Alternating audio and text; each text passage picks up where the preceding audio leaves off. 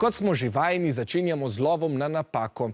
15 sekund časa in 5 točk za vsak pravilni odgovor. Najprej gremo čez cesto k našim radijskim kolegom.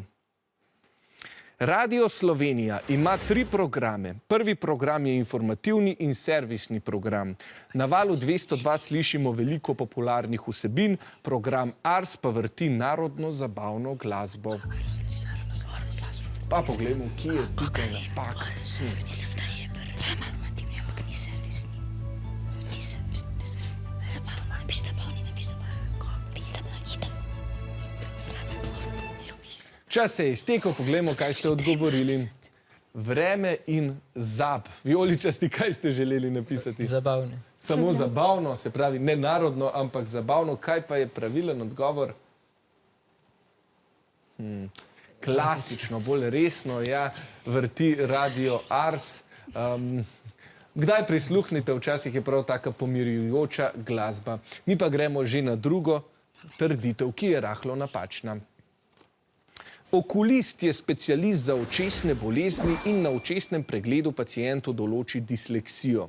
Ljudje s kratkovidnostjo jo imajo minus, tisti z daljnovidnostjo pa plus.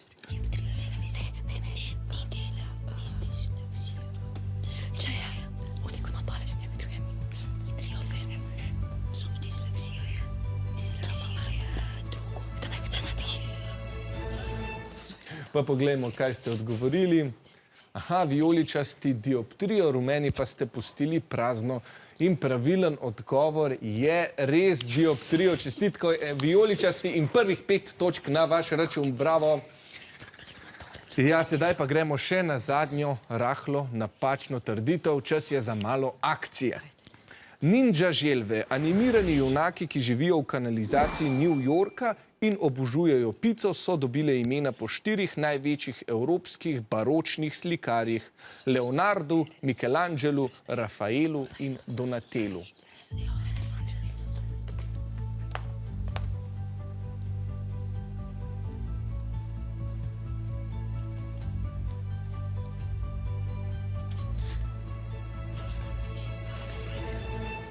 Poglejmo, kaj ste odgovorili. Renesančnih in renesansnih. Dobro, jaz mislim, da bomo oba odgovora priznali, kajti pravilen odgovor je res renesančnih. Bravo, 5 točk na oba računa. Gledate kaj Ninja želve? Včasih. Ne preveč. Smo bili mali. Kot mali, ja, jaz sem jih tudi zelo rad gledal. Tam je bilo vedno napeto, nikoli nisi vedel, kako je.